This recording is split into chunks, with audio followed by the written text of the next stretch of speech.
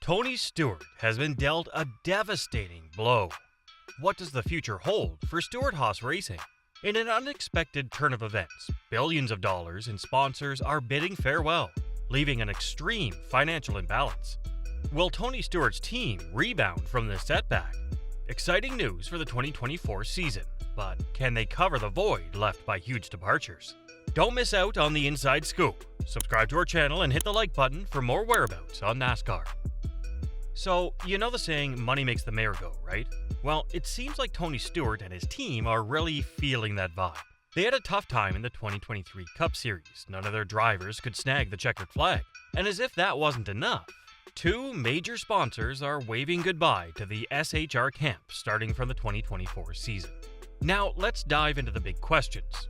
Why are sponsorships such a big deal for a team and its drivers? And the million-dollar question, can Tony Stewart's crew bounce back from all the curveballs they faced and flip the script in 2024? Lucky for us, the hosts over at PRN Live spill the beans. NASCAR insiders are really giving Tony Stewart's situation the side-eye. That iconic Bud Light Blue with the number 4 in white has been a staple in the Cup Series scene since 2016. Valued at a whopping $120 billion, the brewing company has been buddies not only with the team but with the whole sport. But now, with Kevin Harvick hanging up his racing gloves, Anheuser-Busch is also slamming the brakes on its sponsorship of Stewart-Haas Racing's number 4 Ford after the 2023 season. And it doesn't stop there. Harvick and Almirola is also packing his bags at the end of the season, along with his main sponsor, Smithfield. So, with both waving goodbye, Tony Stewart's squad is staring down the barrel of an approximate $122.59 billion loss. Now, the owners have the daunting task of finding replacements to patch up the financial plot holes and keep that 4-car team rolling. Taking a peek at the sorry state of Stewart-Haas Racing, NASCAR insider and PRN Live host Doug Rice decided to spill the beans on what's in store for the team and how they can turn the tide. Rice spilled, one thing that they have to do is find some success to keep sponsors in, because they have already lost a biggie. Anheuser-Busch left with vacating Harvick, and now is over with Ross Chastain. They're going to lose Smithfield. Ryan Preece is number 33, so he and Josh Berry of the Stewart-Haas stable share the same age. They're still babies. Anyway, I find this an interesting situation. You've got a 4-car team that does not have a 1-cup win among its 4 drivers. Heading into next year, they need some success and feel they need it early on to try to attract more money because money makes cars go faster. Oh, and about Tony Stewart's announcement that Josh Berry is taking over for Kevin Harvick in 2024, he kinda left some important questions like the whole sponsorship thing blowing in the wind. Classic Tony, right? Stewart-Haas Racing is basically putting all their chips on Josh Berry for a shot at redemption. Co-host Alexis Erickson, echoing Doug Rice, chimed in. It does, and we have not had the announcement yet. I mean, we've known for months that Josh was going to be in the number 4 car, but we don't know yet who's going to be on that car. So that will be interesting to see what partners they attract. With the LA Coliseum and Daytona on the horizon, Stewart-Haas Racing is in for a roller coaster ride. The big question marks on the sponsorship front are keeping everyone on the edge of their seats. There's a bit of time before the LA Showdown and Daytona duel, giving Gene Haas and Tony Stewart some wiggle room to work their magic. Let the behind-the-scenes hustle begin. Stewart had a whole year to get ready for Harvick's exit, but when the final race in Phoenix rolled around, Harvick dropped the mic and showed why he's practically irreplaceable. A decade of blood, sweat, and tears building up the 2014 champion team. Finding a new driver to seamlessly slot into the Stewart-Haas Racing garage might be a tougher puzzle than it seemed. The struggle is real, folks. Let the era of talented rookies begin. Tony Stewart is facing a bit of a challenge. He's got to rev up the engines of some young guns over at Stewart-Haas Racing. Now, the team has been struggling to find its groove with the next-gen car for the last couple of years, in addition to the sponsorship problem. But just as this season's rough patch was wrapping up, Harvick pulled off a showstopper. Zooming past all the Championship 4 contenders, he led 23 laps and snagged a 7th place finish.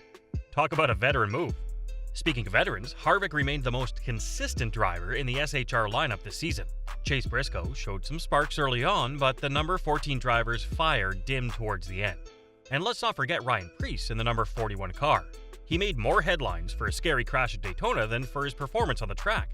Now, the spotlight turns to the new recruits, Josh Berry and possibly Noah Gragson.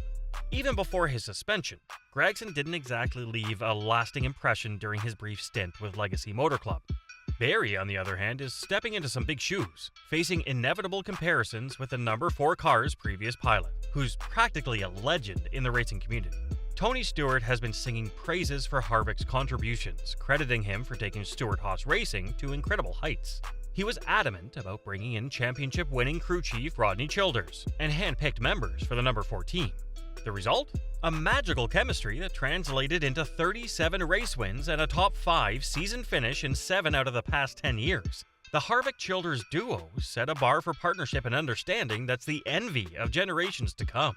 Now, throw in a new driver with minimal Cup experience into the mix, and you've got a tough situation for the number 4 team, used to the leadership and expertise of Stewart-Haas Racing's flag bearer. Let's see if the young guns can fill those legendary shoes. So, earlier this year, when Chase Elliott found himself sidelined due to a snowboarding accident, in comes Josh Berry as the temporary replacement. Tony Stewart, eyeing a solution for Kevin Harvick's absence, thought Berry could be the answer. Now, Berry did impress with some top 10 finishes in select Cup races, catching Stewart's attention. But here's the kicker. Not a single win in the Xfinity Series this year. Now, here's where things get interesting. The Xfinity drivers over at Stewart-Haas Racing might have been a snug fit for the Cup promotion. Cole Custer with an Xfinity championship under his belt, and Riley Hurst showing his potential with a recent win in Las Vegas were already in-house options. Rodney Childers, in a recent chat with SiriusXM, spilled the beans on the adjustment challenges he's facing after being in sync with Harvick for so long. Childers spilled, "There are a lot of things that we don't have to say to Kevin. We don't have to have many reminders, many opinions. He's going to do it his way. I think next year that's going to be a lot different for us. We're going to have to coach him, Josh Berry, along the way. We're going to have a lot of reminders about different things." Now, Tony Stewart might have shuffled the deck for Berry and the other young guns at SHR, but the burning question remains. Can they recreate Kevin Harvick's electric spark? The racing drama continues. Talking about recent victory, Tony Stewart wasn't holding back after Cole Custer clinched the number 0 car's victory at Phoenix Raceway, marking Stewart's first NASCAR Xfinity Series championship as an owner. It was a monumental day for Stewart-Haas Racing, although tinged with a touch of bitterness, as Kevin Harvick wrapped up his final NASCAR Cup Series race as a full-time driver. Stewart was a fixture at Phoenix throughout the weekend, and he didn't shy away from sharing his thoughts, especially after witnessing the NASCAR Truck Series event the night before the Xfinity Series. Stewart, never one to mince words, threw in his 2 cents. Stewart said, "Maybe the NASCAR Truck Series drivers will pay attention and learn something from tonight. You don't have to destroy each other to win races and championships." Straightforward, no nonsense, and he hit the nail on the head. Stewart was spot on. The Truck Series race saw Corey Heim penalized 25 points and fined $12,500 for intentionally wrecking Carson Hocevar with 3 laps to go, all following Hocevar accidentally spinning Heim. The race then spiraled into 4 overtimes. A chaotic and messy night. Stewart, having seen it all, had every right to call out the Truck Series drivers. It was a bit embarrassing for NASCAR, and Stewart wasn't afraid to say it like it is. The man doesn't pull punches. So that's all we've got for today. We hope you enjoyed it. Tell us what you think of the video in the comments below, and don't forget to subscribe to our channel. We hope to see you in the upcoming video.